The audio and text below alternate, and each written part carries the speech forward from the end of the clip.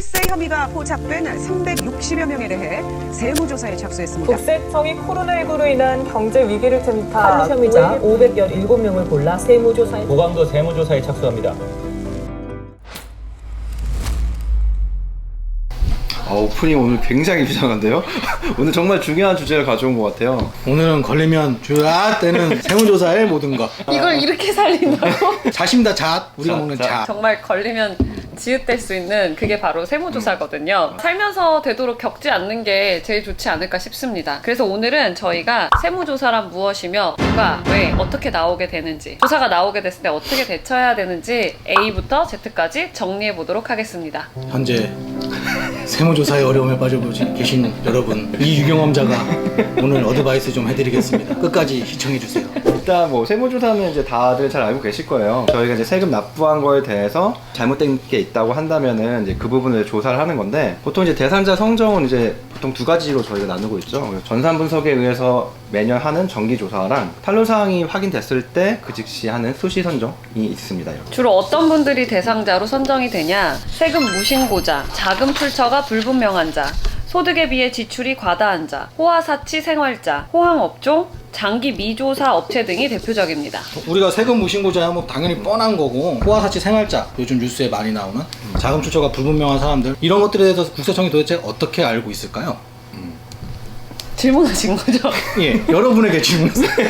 예를 들어 20살이에요. 돈을 한 번도 벌어본 적이 없어요. 강남에 25억짜리 아파트를 구입했어요. 그럼 이 돈이 다 누구로부터 왔겠어요? 대부분 부모님한테 받은 거겠죠. 그렇죠. 이런 데서 조사가 사실 시작이 돼요. 뭐 나이가 40살이 됐는데 지금껏 경제활동을 한 게 국세청에 신고된 기록이 아무것도 없어요. 회사를 다닌 적도 없고 사업을 한 적도 없고, 근데 이 사람이 또 어느 날 등기나 등록이 되는 자산을 샀어요. 그러면 당연히 국세청에서는 의심이 되겠죠. 돈을 번 적이 없는데 이 물건은 어떻게 샀니? 소득이 좀 낮거나 거의 없는데 신용카드 사용액이 정말 말도 안 되게 크거나 그런 분들이 이제 대상이 될 수 있죠. 호화사치 생활 하시는 분들. SNS 조심하셔야 됩니다. 요새는 뭐 플렉스? 플렉스 한다고 뭐 이것저것 사서 올리고 뭐 올리고 하는데, 그걸 다시 뭐 중고나라에 파는지 어떻게 하는지는 모르겠지만 이 사람이 소득이 하나도 없는데 자꾸 플렉스에 뭐 올라오고 하다 보면 국세청에서 그렇게 꼭 집어서 보진 않을 거예요. 어떤 혐의점이 드러났다 그럴 때 요새는 인스타나 SNS를 먼저 털어요. 그래서 그 사람이 수입차, 외제차 같은 거 자랑했다, 스캔 다 떠가지고 자료 보관하고 그런 식으로 증거 자료를 첨부하기 때문에 인스타를 하지 말라 이런 건 아니고요. 적당히 좀 하세요. 고객분 중에 이제 다 끝났고 그분도 폐업도 하셨는데 게스트하우스 이런 걸 운영을 하셨어요. 근데 거의 신고를 실적을 아예 안 하신 거예요. 조사 공무원이 그 카페에 가입해가지고 뭐 이제 부킹닷컴이나 이런 기록은 털 수가 없지만 그 카페에 가입해서 그 댓글 달려서 몇 월 며칠 숙박 가능한가요? 이걸 다 캡처해가지고 그거는 빼박 캔트더라. 어떻게 할 수가 없었어요. 저는 이제 사회인야구 하잖아요. 요즘에는 많이 이제 신고를 다 하시는데, 제가 한 10년 전에 할 때만 해도 리그비를 거두면 그 리그 운영하는 운영자들이 신고를 안 했어요. 보통 한 팀당 1년에 내는 게 한 250만 원 정도 되는데 100팀 정도 돌아가면 적지 않은 돈이잖아요. 뭐 2억이 넘어가잖아요. 그러네요. 세무공무원들 중에도 야구하는 사람들 있잖아요. 그 사람들이 이제 거기에 착안을 해서 이제 조사를 했었죠. 자기들도 하는데 신고가 되는지 안 되는지 리그 운영자한테 물어봐서 안 되고 있으니까 자기들 자체 조사하고. 그건 반칙이지. 정말 반칙이지. 조사관님들한테 뭐라고 한 거예요.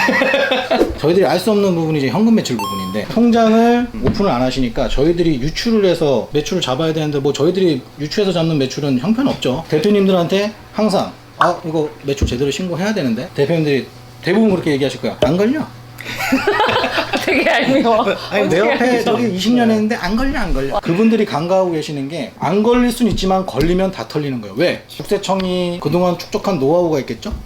그러면 그 사람들이 어떻게 매출을 역산을 하느냐. 예를 들어서 모텔 같은 경우에 우리가 제일 많이 사용하는 게 뭘까요? 비품? 칫솔? 물이죠. 물? 모텔에는 외식 시스템이 있습니다. 이거 싣고 걸어야 되나요? 물 사용이 빈번하게 계속 꾸준히 많은데 한 명당 물을 쓰는 거는 어느 정도 정해져 있겠죠. 분명히 사람이 썼을 거란 말이지. 국세청 공무원들은 물 사용량 보고 한 명당 뭐 한 100리터 사용한다더라, 여기는 1000리터 사용했다, 그럼 10명이 왔다 갔겠네? 그럼 대신에 한 10번 돌았겠네? 그렇게 역산을 하는 거죠. 그럼 대신 거기에다 떡하니 2만원, 3만원 딱 붙여놨는데 20만 원 매출이 누락이 됐네. 그렇게 쉽게 발견한단 말이에요. 아무리 우리가 머리를 굴리고 해도 그 사람들이 발견해내는 방법은 다 있어요. 어느 업종이나 다. 예전에 들었던 얘기인데 냉면집은 계란 한 판이 들어가면 계란이 이제 몇 개 들어가느냐에 따라서 몇 그릇이 팔렸는지가 계산이 되는 거죠. 왜냐면 반 냉면은 반 개씩 다 들어가니까 계란이. 이제 조사 착수되면 어떻게 알게 되냐면은 일단 이제 조사 관련 통지서 날라오죠. 조사 착수 7일까 7일 전까지 통지서를 발송하게 돼 있어요. 증거 인멸이라든지 뭐 도주라든지 이런 어떤 우려가 있는 경우에는 이런 통지를 생략하는 경우도 있죠. 그렇게 생략된 조사가 영치조사라고 부르는데요. 이럴 때는 우리가 영화에서 보는 것처럼 진짜 공무원분들이 오셔가지고 컴퓨터에 자료를 다 긁어가세요. 그리고 세무조사가 시작되면 범죄자까지는 아니지만 그런 기분을 느껴 하셔서 되게 스트레스를 많이 받으세요. 그렇게 가져가다가 그 어떤 분은 뭐 야동을 걱정하셨다는 그런 얘기도 그런 얘기도 그러면 그분은 도대체 걸릴 게 없거나 철이 없거나 둘 중에 하나인 거지. 일단은 이런 조사 통지서를 받으면은 그 담당하시는 세무사님한테 반드시 연락을 해주셔야 돼요. 왜냐하면 이 통지서 보면은 왜 조사가 나왔는지 어느 정도는 알 수 있잖아요. 담당하시는 세무사님하고 향후 어떻게 대응할 건지, 큰 문제인지 아닌지, 그리고 우리한테, 그러니까 세무대리인한테까지 숨긴 게 없는지까지 이제 다 얘기를 해주셔야 세무대리인이 이제 대응을 하니까 꼭 논의를 하시는 게 현명하십니다. 네. 납세자가 세무대리인을 선정하게 되면 세무대리인이 납세자 대신에 위임장을 갖고 그렇죠. 가서 이제 위임장을 제출해야 그때부터 자료를 볼 그렇죠. 수 있고, 시작되는 거죠. 그리고 왜 그런 것도 있잖아요. 납세자분들하고 세무서 갈 때도 화장 짙게 안 하고 그다음에 옷 너무 좋은 거 입지 마시고 근데 그분들도 사실은 조사를 이분이 딱 하나만 해서 요 조사에만 집중하실 수 있는 그런 양은 아니거든요. 동시에 몇 개를 진행하고 있고 이제 뭐 이 건과 이 건이 또 다르고 이러기 때문에 결국 이 공무원도 자기가 자료를 다 작성해서 위에다가 보고를 하고 결제를 받아야 되는데 그런 부분들에 있어서 조금 더 내부적으로 뭐 잘 작성을 해주거나 좀 조력을 잘 해주면 아무래도 여러 개 하는 것 중에는 마음이 조금 더 가겠죠. 그렇죠. 어떤 납세자분들은 그릇된 정보를 어디서 들으시고 버티면 된다. 맞아. 출도 안 하면 돼. 한번 해보세요. 그 악을 경험하게 되실 겁니다. 가서 우는 게 낫지 차라리. 빨리빨리 매 먼저 맞는 게 낫지 숙소의 공무원이 그냥 결정 지어버릴 수도 있어요.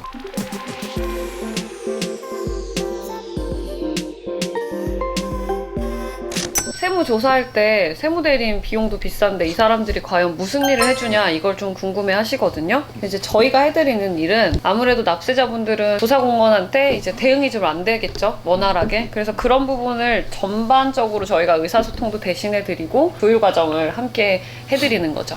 혼자서도 할 수 있지만은 여러 명의 세무대리인도 둘 수 있어요. 뭐 드라마에서 보는 변호사 여러 명 세워가지고 같이 재판장 들어가는 그런 느낌으로. 거기는 혼자 들어가면 무서워요. 옆에 한 명이라도 더 있는 게 낫겠죠? 완전 든든해요. 이제 세무조사 시 꼭 세무대리인을 선택해야 되나요? 라고 말씀을 하시면 반드시는 아니지만 납세자는 이 모든 일을 처음 겪기 때문에 많이 해본 전문가의 도움을 받는 게 좋습니다. 그리고 결과도 훨씬 더 좋게 나오는 경우가 많아요. 세무대리인도 국선 변호인처럼 국선 세무사 제도가 따로 있습니다. 그래서 청구세액이나 소득, 재산 등의 일정 기준 이하에 해당되시면 국세청의 모든 불복 절차에서 이용해 볼 수가 있으니까 꼭 활용하시길 바랍니다. 그리고 이제 조사 관련해서 조금 많이 궁금해 하시는 것 중에 하나가 국세청이나 이런 세무서 출신의 세무사들이 이런 조사할 때 뭐 더 유리한 거냐 물어보는데 어떻게 생각하세요, 그분은? 근데 저는 필요한 부분과 강점은 있다고 생각해요. 예를 들어 지금 제가 기장을 하고 있는 세무사가 있으면 이 세무사님이 청출신은 아니지만 나의 상황과 모든 내역을 제일 잘 알고 있는 사람이 맞고 뭐 이분이 조금 조사에 대응에 대한 부분이 좀 부족하다고 하시면 이분하고 함께 하실 청출신 세무사님을 같이 하면 더 좋겠죠. 왜냐하면 결국에 조사공무원은 위에다가 보고서 써서 결제를 받아야 되고 그 보고서가 어떻게 생겼는지를 이 청출신 세무사님들은 많이 써서 제출을 해봤을 거 아니에요. 그러니까 이제 그런 부분들에 있어서는 도움이 될 거예요. 근데 고르기 조금 어려울 것 같아요, 납세자분들이 그런 것들은. 하지만 기장하신 세무사님이 최고입니다. 자세히 알고 있으니까. 그리고 이제 가끔 저희 같은 전문직 세무사나 회계사들도 세무조사 받는지 궁금해 하시는 분들도 계시더라고요. 보지 마세요. 큰 세무법인은 뭐 정기적으로 받고요. 그 다음에 뭐 운이라고 할까요? 하여튼 어쩌다 보면 저처럼 가끔씩 받기도 합니다. 이병당 세무사님 그 몸담고 계신 세무법인이 조사를 한번 받은 적 있다 뭐 이런 이야기입니다. 저도 세금 조금 내고 끝났습니다. 거기에 이제 대본에 풀 수 있는 선까지만 풀어달라고 돼 있는데 여기까지만 풀 거예요. 추징세액이 안 나오는 경우는 사실 거의 없죠. 거의 없죠. 그래서 이제 그쵸? 세금이 나왔어요. 그리고 뭐 탈루 혐의가 인정이 됐어요. 그럼 어떻게 되나요? 세무사님. 템포님. 그때부터 대출 알아보거든요. 세금이 안 나오는 건 없어요. 뭐가 잘못됐으니까 나왔으니까. 뭐가 잘못돼서 나왔는데 그걸 어떻게 없애. 그냥 거기에서 그냥 세금만 내고 끝낼 거냐, 검찰 고발까지 가서 형사처벌까지 갈 거냐. 그냥 세금 내고 끝내는 거는 하늘의 복을 받으신 거고, 정말 이제 끝까지 가시는 경우에는 한 달 안에 살이 한 10kg 정도 빠지실 거예요. 네, 정말 힘듭니다. 정말 힘들고. 특히 법인 같은 경우에 이제 현금 매출 수락하게 되면 법인세, 부가세뿐만 그쵸? 아니라 네. 거기다가 이제 상여까지 때려버리니까 기존에 미리 세무대리인의 말씀을 잘 듣고 컨설팅 해주는 거를 잘 따라 주셔야 돼요. 세무조사는 안 받는 게 제일 좋은데 어떻게 하면 안 받을 수 있을까요? 근데 사실 털면은 먼지가 다 나죠. 개인 사업자하고 법인 사업자는 완전히 달라요. 법인 돈도 개인 대표의 돈처럼 막 사용하시는 거 있죠. 이런 것들이 사실 횡령과 배임에 이게 해당될 횡령이죠. 수 있기 네, 때문에 그렇죠. 그게 위험한 일입니다. 대표님들 사이에 팽배해져 있는 의식 안 걸려. 20년 동안 안 걸렸어요. 안 걸렸지. 22년도에 걸리셨어요. 또 특히나 요새는 명의대여. 내가 실제적으로 사업은 하는 건 아닌데 친인척이나 지인의 부탁으로 내 명의로 사업자를 내게 해서 운영을 한다. 빌려준 사람, 빌린 사람 모두 다 처벌 대상입니다. 이런 세무조사와 관련해서 이제 항상 중요한 게 어떤 행동을 하기 전에 항상 전문가랑 상의를 하시고 그 다음에 이제 플랜을 가지고 어떤 행위를 하시는 게 제일 좋으실 것 같고 오늘 저희가 준비한 컨텐츠는 여기까지고요. 도움이 되셨다면 좋아요와 구독, 알람 설정 버튼 눌러주시기 바랍니다. 혹시나 더 궁금한 점이 있으시면 댓글을 남겨주시면 여기 계시는 홍 세무사님이 친절하게 답변을 달아드릴 겁니다. 구독과 좋아요는 금이 붙지 않습니다. 안녕! 수고하셨습니다. 놓쳤어.